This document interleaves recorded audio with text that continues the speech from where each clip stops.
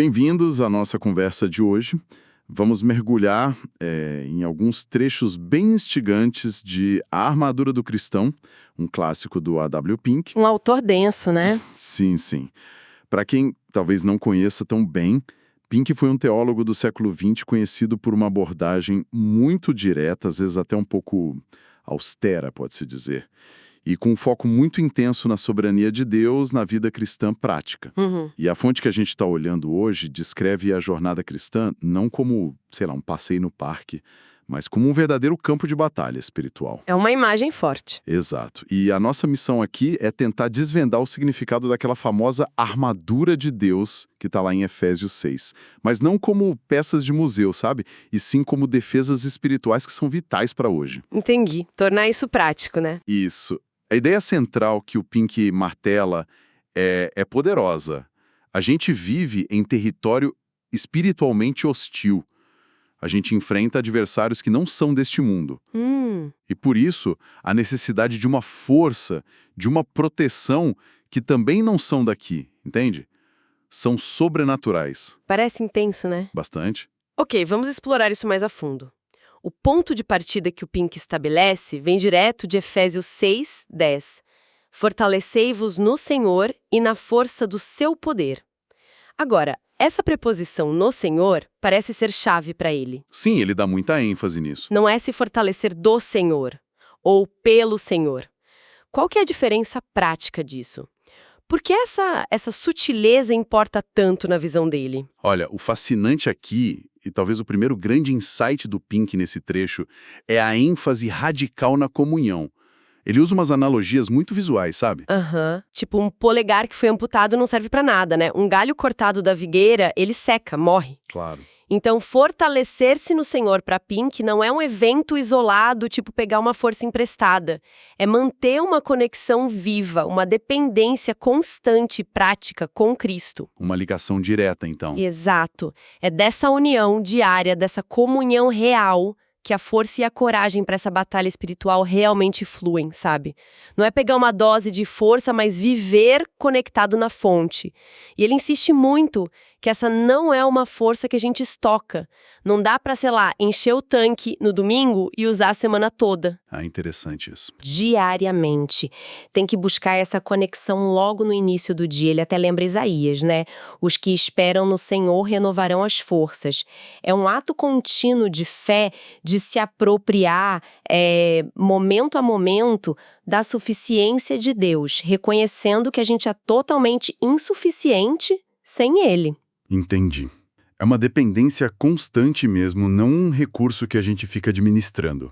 E essa necessidade de força contínua é porque o conflito não é contra pessoas, né? Ele descreve os inimigos de um jeito bem particular. Exatamente. Efésios 6:12 é muito explícito quanto a isso. A luta não é contra carne e sangue, ou seja, não é contra seres humanos. Certo. Pink nos leva a encarar a descrição bíblica de frente, né? A gente luta contra principados, potestades, príncipes das trevas deste século, hostes espirituais da maldade. Basicamente, ele está dizendo que estamos lidando com hierarquias organizadas de forças espirituais malignas, são invisíveis, inteligentes, poderosas. Nossa. E o alvo delas não é primariamente nosso corpo, mas nossa alma. Elas buscam minar a fé, a esperança, a paz, a humildade e plantar dúvida, desespero, orgulho, amargura. É uma guerra interna. Isso soa bem intimidador, para dizer o mínimo.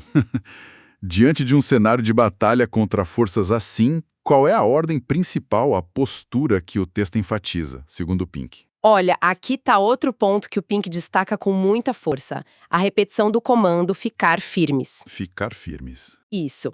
Estai, pois, firmes, para que possais resistir no dia mau e, havendo feito tudo, ficar firmes.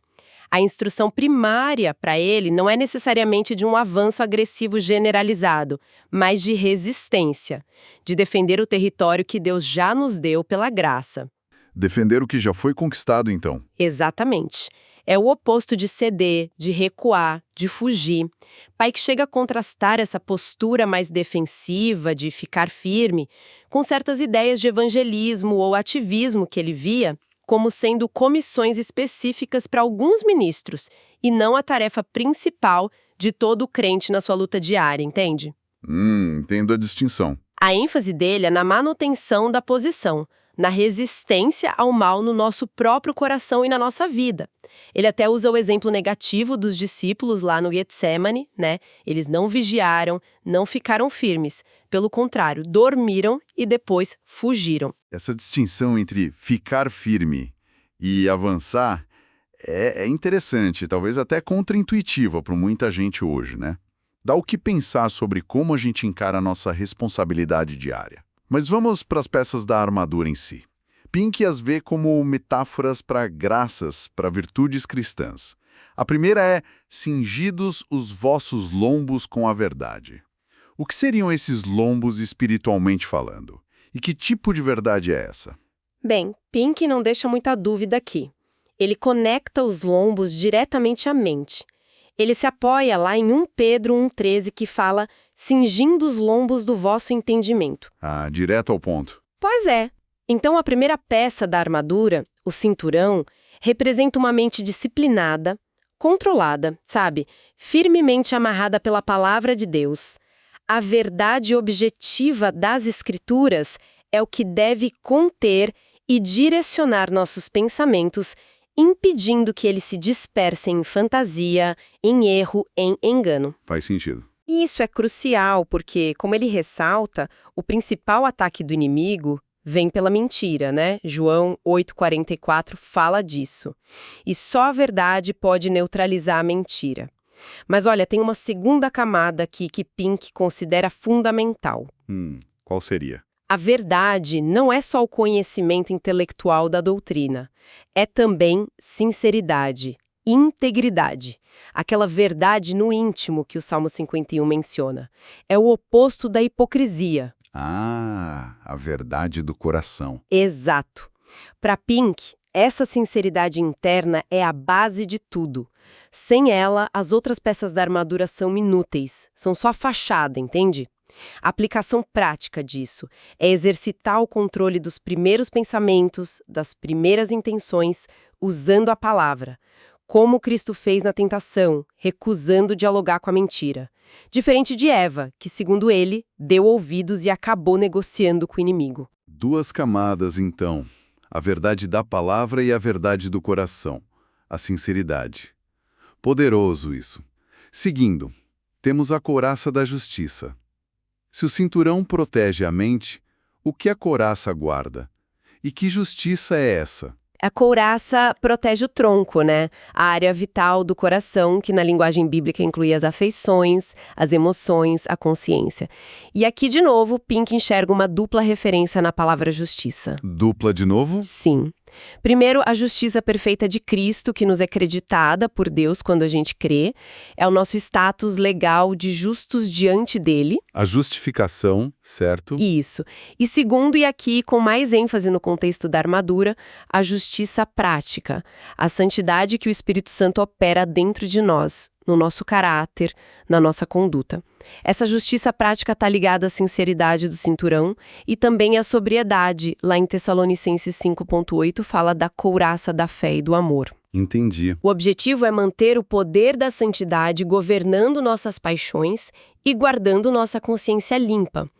Pink até cita o desejo de Paulo de ter sempre uma consciência sem ofensa. Essa couraça nos defende dos ataques que visam corromper nosso coração, nos fazer sentir culpados ou nos levar a amar o pecado. Mente cingida pela verdade, coração protegido pela justiça. E agora os pés. A instrução é: calçados os pés na preparação do Evangelho da Paz. Confesso que essa conexão dos pés com a batalha interna não é tão óbvia para mim. Como que o Pink desenvolve isso? A analogia que Pink propõe é até bem direta, olha só. Assim como os pés movem o corpo físico, a vontade é a faculdade que move e direciona a aula. A vontade como os pés da alma. Exato. Então, os calçados espirituais representam uma vontade preparada, pronta, disposta e direcionada pelo Evangelho da Paz. E aqui ele faz um ponto importante sobre o Evangelho. Para Pink, não são só boas novas para a gente receber passivamente. O Evangelho também contém mandamentos e funciona como uma regra de vida que exige submissão e obediência. Ele até cita passagens que falam de obedecer ao Evangelho ou da submissão ao Evangelho. Na visão dele, as exortações práticas das cartas do Novo Testamento são, na verdade, aplicações dos 10 mandamentos para a vida sob a graça. Interessante essa conexão com os mandamentos. Pois é. Portanto, calçar os pés dessa forma significa ter uma vontade que responde prontamente, com disposição, até com entusiasmo, à vontade de Deus que é revelada no Evangelho. É a submissão da nossa vontade que é naturalmente rebelde, a vontade soberana de Deus que produz a verdadeira paz experimental, sabe? A paz no meio da batalha. E essa prontidão da vontade nos protege das tentações de Satanás, que nos incitam à teimosia, à rebeldia, à desobediência. Uma vontade rendida é um alvo mais difícil, digamos assim. Entendi. A vontade como os pés da alma. Cobre mente, coração e vontade. Agora o texto diz, tomando sobretudo o escudo da fé. Esse sobretudo tem um peso especial, não é? O que ele significa aqui na leitura do Pink? Sim, ele dá bastante atenção a essa palavra. Ele sugere uma dupla ênfase aqui. Primeiro, um sentido posicional. A fé está sobre tudo, como aqueles escudos romanos grandes, sabe? Que cobriam boa parte do corpo, protegendo as outras peças que já mencionamos, mente, coração, vontade. Funciona como uma proteção mais abrangente. Tipo um guarda-chuva. Isso, mais ou menos. E segundo, um sentido adverbial. Significa principalmente, acima de tudo, por excelência. A fé é central, é indispensável.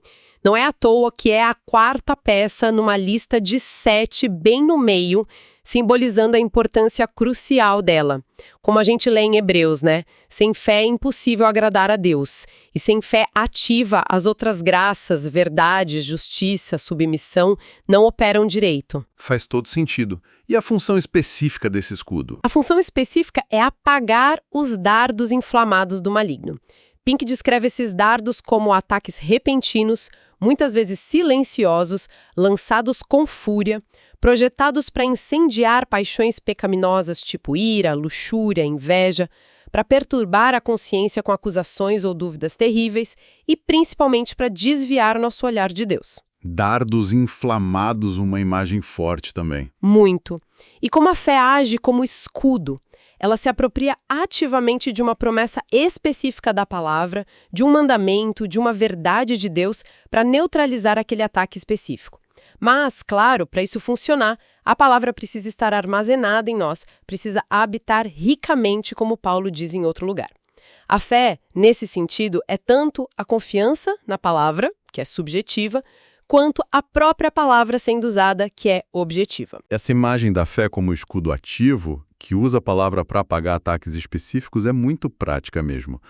Depois do escudo vem o capacete da salvação. Isso se refere à nossa salvação que já está garantida, ou tem outra nuance aí? Tá ligado à fé com certeza, mas o Pink, ao comparar com 1 Tessalonicenses 5,8, que fala, tendo por capacete a esperança da salvação, ele argumenta que o foco aqui é especificamente na esperança como fruto da salvação. Ah, na esperança. Sim, a esperança bíblica olha para o futuro, para a consumação da salvação, para as promessas que ainda vão se cumprir. E essa esperança tem efeitos poderosos no presente. Ela purifica, João 3,3 fala disso, ela consola no meio das tribulações e nos liberta do desânimo, do descontentamento com as circunstâncias atuais. Entendi. Tristeza, ansiedade sobre o futuro, desesperança. A aplicação segundo Pink. Exercitar conscientemente a esperança. Meditar nas glórias futuras, desviar o olhar das dificuldades presentes para focar no descanso eterno. Esperança como capacete. Faz sentido para proteger a mente do desânimo, né? E por fim a gente chega na única peça que parece mais ofensiva. A espada do Espírito, que é a palavra de Deus. Como Pink interpreta o uso dessa espada? É só para atacar? Olha, embora seja a única arma que pode ser usada ofensivamente, Pink a conecta primariamente com 2 coisas. Primeiro, a subjugação do pecado interior, a luta contra a nossa própria natureza caída. Ele até cita 2 Coríntios 7:1 sobre nos purificarmos. Uma luta interna, então? Também. E segundo, a defesa ativa, o modo como Cristo usou as Escrituras para repelir Satanás lá na tentação, dizendo, está escrito. Ah, como defesa também. Exato. Ela aparece por último na lista, segundo ele, porque o manejo correto dela exige que as outras graças, sinceridade, justiça, vontade submissa, fé, esperança, já estejam em exercício. Senão, a gente pode usar a palavra de forma errada ou hipócrita. E também porque ela é necessária até no nível mais alto de maturidade espiritual nesta vida. E é a espada do Espírito porque o Espírito Santo é o autor dela, o intérprete, e é ele quem dá poder e eficácia à palavra nos nossos corações. Sem ele, são só letras numa página, né? É interessante como até a arma ofensiva tem uma forte dimensão defensiva e interna na visão dele. Parece que a lista da armadura acaba aí, né? Mas Pink, seguindo o texto de Efésios, aponta para algo mais, que é absolutamente essencial, lá no versículo 18. Exatamente. Depois de listar todas as peças, Paulo imediatamente acrescenta, orando em todo o tempo, com toda oração e súplica no Espírito. Pink enfatiza que a oração não é mais uma peça da armadura. Não é uma peça. Não no mesmo sentido, pelo contrário, ela é o elemento vitalizador, é a respiração do soldado espiritual, digamos assim. É o que nos conecta ao comando central, ao nosso general, buscando a força e a estratégia para usar todas as outras peças. Sem oração, a armadura vira peso morto. Nossa, faz todo sentido, é o que dá energia para tudo. Exatamente. É pela oração constante que as graças espirituais, representadas pela armadura, são mantidas vivas, afiadas e eficazes.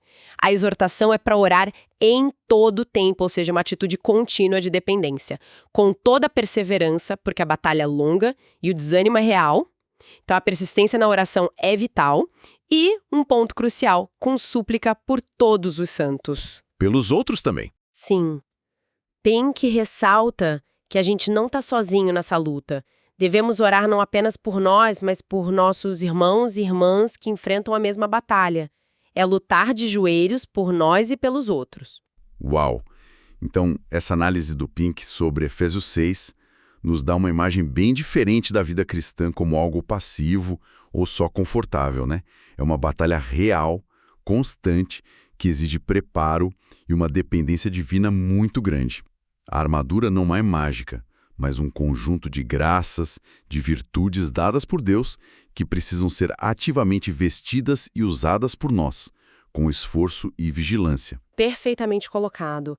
O que sobressai na leitura de Pink é a nossa absoluta dependência da força de Deus que a gente obtém na comunhão espírita, a importância central da integridade interna, verdade, justiça, vontade submissa e o papel vital da fé e da esperança ativas.